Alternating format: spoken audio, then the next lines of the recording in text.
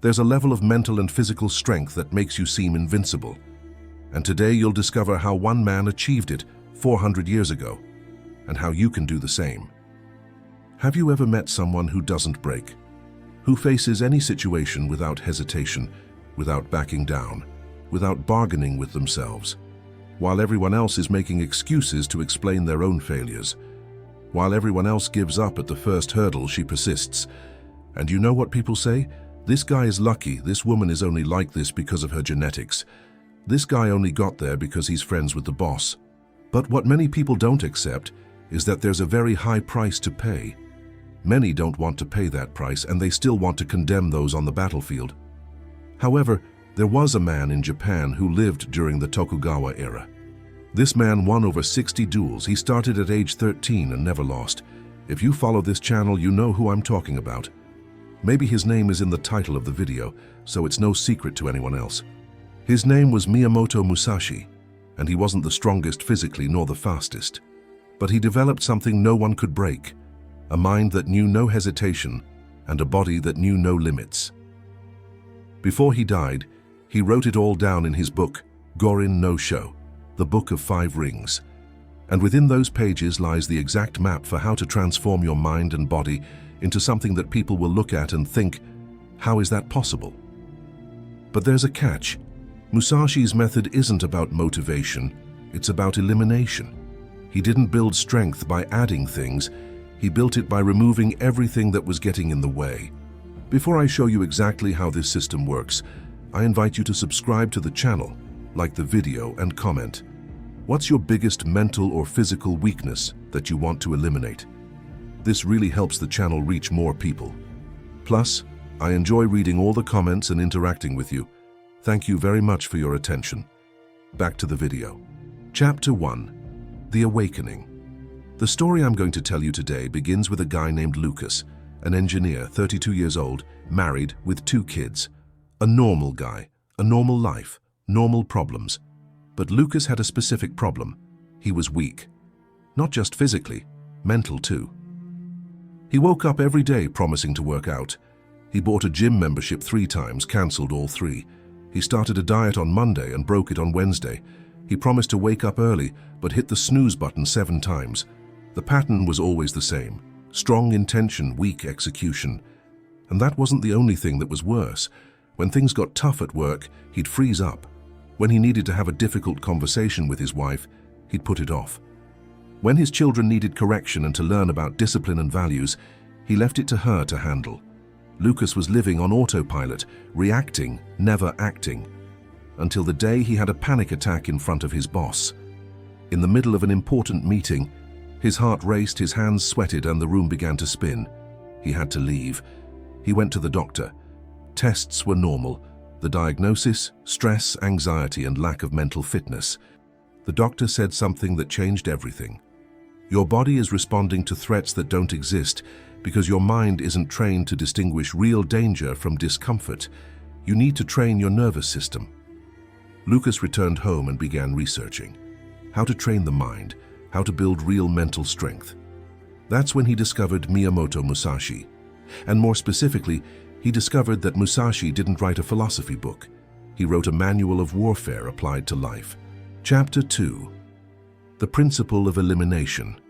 The first thing Luke read in the Book of 5 Rings was something that seemed contradictory. Have no preferences. Do not depend on any particular weapon. He didn't understand at first. How do you become strong without having a preference? How do you master something without depending on it? Then came Musashi's explanation. Your strength cannot depend on perfect conditions.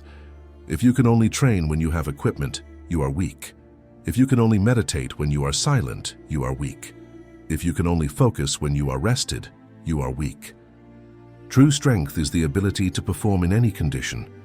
Musashi practiced with wooden swords, metal swords, 2 swords, 1 sword, no sword at all. He fought day and night in the sun, in the rain, in the cold, in the heat. Why?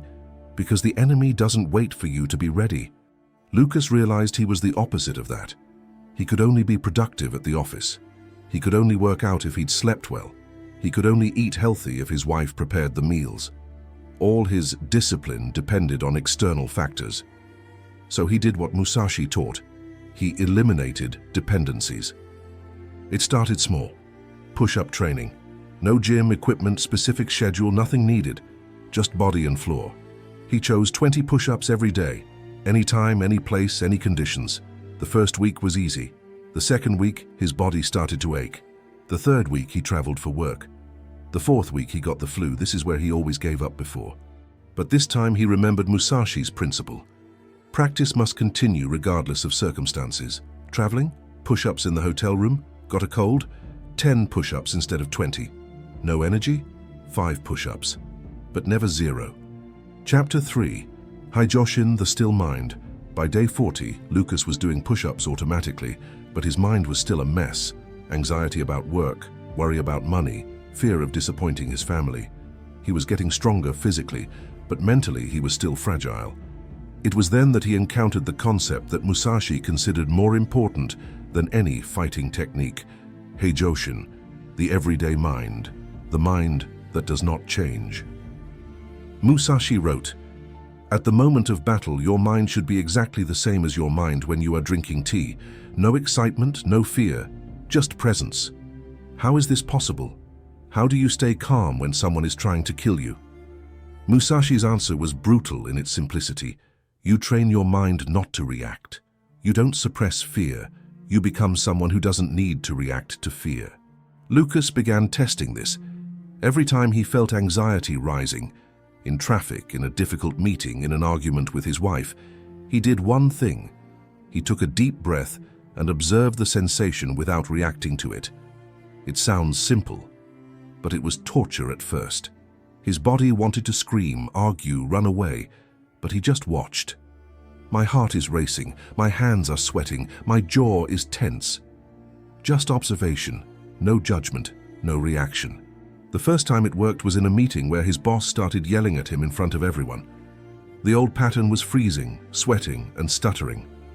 This time, Lucas felt the fear coming on, recognized it, and continued speaking normally. His voice didn't shake, his hands didn't sweat. He responded clearly. The boss was confused, the team was shocked. But Lucas knew what had happened. He had accessed Haijoshin for the first time. The mind that doesn't move. A Stanford University neuroscientist who has been studying emotional regulation for 18 years explains, when you practice non-reactive observation of difficult emotions, you are literally rewiring your amygdala. Over time, the activation threshold increases. What once triggered panic now triggers only recognition. Chapter 4. Senshi no Michi, the Way of the Warrior. But Musashi knew that a calm mind without a capable body is an illusion. You can have perfect emotional control, but if your body can't handle it, you lose. He wrote, "Train hard with wooden swords to strengthen the body. When the body is weak, the mind wavers. When the body is strong, the mind remains firm." Lucas had been doing push-ups for 60 days. He had gotten stronger, but he hadn't yet tested his body under extreme conditions. Musashi didn't train in comfort. He trained to the limit and then went beyond. So Lucas decided to do something that seemed insane, 100 push-ups a day for 30 days. No matter how long it took, no matter how many breaks he needed, he was going to complete 100 every single day. Day 1 took 45 minutes. Day 5, he could barely lift his arms. Day 10, his wife told him he was overdoing it. Day 15, he did 100 push-ups in 20 minutes. Day 30, he did them in 12 minutes without stopping. But what changed wasn't just the body, it was the mind. When you prove to yourself that you can do something that seemed impossible, you stop dealing with the difficulty. You just do it. Musashi called this Senshi no Michi, the Way of the Warrior. It's not about talent, it's about eliminating the idea that there's something you can't do if you train hard enough. Chapter 5. Zanshin, Permanent Consciousness. Lucas was physically stronger, mentally calmer, but Musashi had a third principle that separated ordinary warriors from legends, Zanshin, literally translated, the mind that remains. It doesn't mean being always alert in the sense of tense. It means being always present, always aware, never disconnected. Musashi wrote of warriors who won a duel but let their guard down and were attacked while celebrating. He said, "The battle does not end when the enemy falls. It ends when you are safe." Zanshin is the consciousness that does not relax until everything is truly resolved. Lucas realized he was living the opposite of this. He'd finish a project and immediately relax completely. He'd reach a goal and stop training. He'd solve one problem and ignore the signs of the next. He began practicing Zanshin in real life. After finishing his push-ups, instead of collapsing on the floor, he would stand for 30 seconds, breathing and being mindful. After a difficult meeting, instead of immediately checking his phone, he would sit for a minute processing what had happened. It seems small, but it changes everything. When you maintain awareness after the action, you integrate the learning. When you immediately tune out, you lose the lessons. Within 90 days, something had completely changed in Lucas. People at work started commenting, "You seem different. You're more present. Man, you don't get fazed by anything." His wife was the most direct. "What happened to you? You seem like a different person."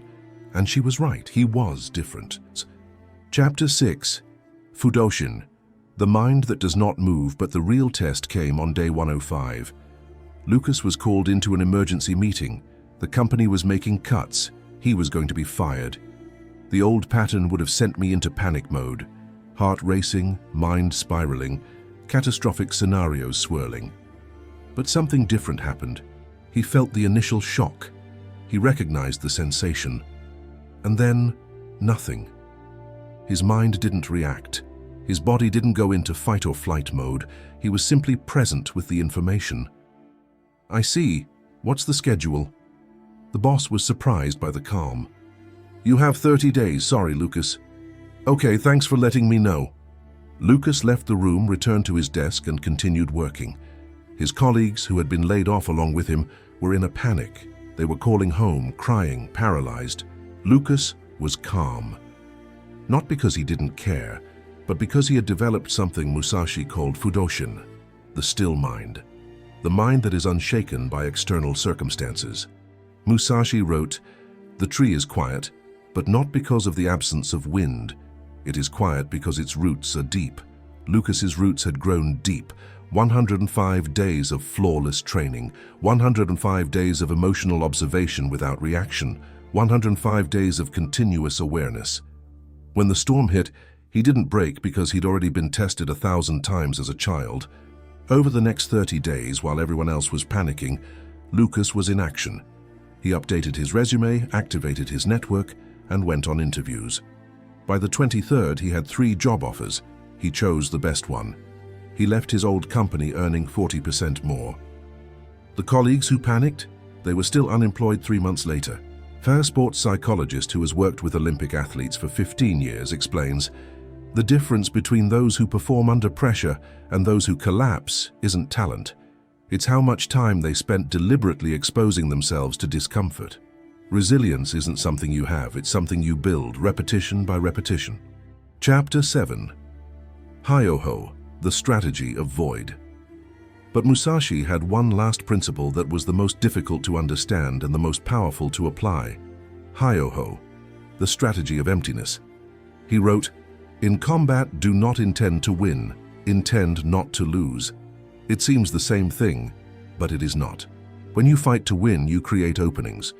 You push, you expose yourself, you risk too much. When you fight not to lose, you remain whole, without gaps, without weakness. Lucas applied this to his new job. Instead of trying to impress everyone and demonstrate his value immediately, he simply didn't make mistakes. He arrived on time, delivered what he promised, didn't create drama, and didn't make promises he couldn't keep. 3 months later, he was promoted. The boss said, "You're not the brightest on the team, but you're the most reliable, and reliability trumps brilliance." That's Hyoho. You don't have to be the best. You have to have no weaknesses. Musashi never lost a duel, not because he was stronger or faster. He never lost because he never gave an opening. He studied his opponent, waited for a mistake, and executed. Absolute efficiency, zero waste. Lucas began to apply this to everything. In his diet, he didn't try to eat perfectly. He simply never ate junk food. In his training, he didn't try to break records. He simply never failed a day. In his relationships, He didn't try to be the perfect husband. He simply never broke his word. No weaknesses, no loopholes, no excuses. Chapter 8. Sutemi, letting go of the self. 6 months after beginning his journey, Lucas was unrecognizable, physically stronger, mentally unbreakable, emotionally stable. But he had one final barrier. He was still afraid. Not of external things, but of something internal. Afraid that if he stopped for a day, everything would fall apart. Afraid that all this strength was fragile, temporary. That's when he encountered Musashi's ultimate concept, Sutemi, abandoning the self. Musashi wrote his final words shortly before he died. I regret nothing. I fear nothing. I desire nothing. How does one get to this level? How do you completely abandon fear? Musashi's answer was the most radical. You stop identifying with the outcome. You are not your successes. You are not your failures. You are simply the continuous practice. Lucas tested this in an extreme way. He stopped counting training days. He stopped celebrating milestones. He stopped posting progress on social media. He removed all external validation. The training continued, the meditation continued, the discipline continued. But now without ego, without the need for recognition, without the fear of losing what had been built. Because he finally understood, you can't lose what you are. You can only lose what you have. If your strength depends on maintaining a streak, you'll fear breaking. If your strength is who you've become, nothing can take that away from you. And it was at that exact moment that something scary happened. People started avoiding Lucas, not because he was arrogant, not because he was aggressive, but because his presence was uncomfortable. When you eliminate fear, hesitation, and the need for validation, you become a mirror. People look at you and see everything they're not, and that hurts. His co-workers stopped complaining around him. His friends stopped making jokes about gyms and diets. His own family started commenting, "You're getting too serious," because their existence proves that everything they say is impossible is just uncomfortable. Chapter 9. The Complete Transformation. A year after starting, Lucas was no longer Lucas, not in the sense that he had changed his personality, but in the sense that he had removed everything that was non-essential. He was no longer someone who tried to be disciplined. He was someone who couldn't be undisciplined. Practice wasn't something he did, it was who he was. Musashi called this Ken Zen Ichi, the sword and Zen are one. There is no separation between who you are and what you practice. You don't meditate, you are meditation. You don't train, you are training. People would ask, how do you have so much discipline? The answer was simple. I have no discipline. I've eliminated the parts of me that wanted to give up. This is what Musashi taught. Mental and physical strength isn't about adding things. It's about removing everything that gets in the way of your essential nature. You don't need to motivate yourself to breathe. You don't need to force your heart rate. Why? Because these things are essential to who you are. When training, discipline, and practice become as integrated as breathing, you've reached the scary level. The level where people look at you and think, that's not human. And the truth, they're right. It's not human in the sense of normal human. It's human in the sense of realized human potential. Miyamoto Musashi died at the age of 62, alone in a cave writing. He had no money, no title, no followers, but he had something no one could take away, complete mastery over himself. His last words were, I regret nothing. How many people can say that? How many people reach the end and know they lived at the limit of their capabilities? How many have eliminated fear, hesitation, weakness? The question is not, how did Musashi do it? The question is, why aren't you doing it? You have access to the same knowledge. You have the same number of hours in the day. You have the same human body with the same potential. The difference isn't ability. It's willingness to do what's necessary. A willingness to eliminate dependencies. A willingness to practice until practice becomes identity. A willingness to abandon everything that isn't essential. This daunting level of mental and physical strength isn't for everyone. Not because it's impossible, but because it's uncomfortable. And most people choose comfort over capability. But you're not the majority. If you've watched this far, you've already proven that. The question now is, what are you going to do with this information?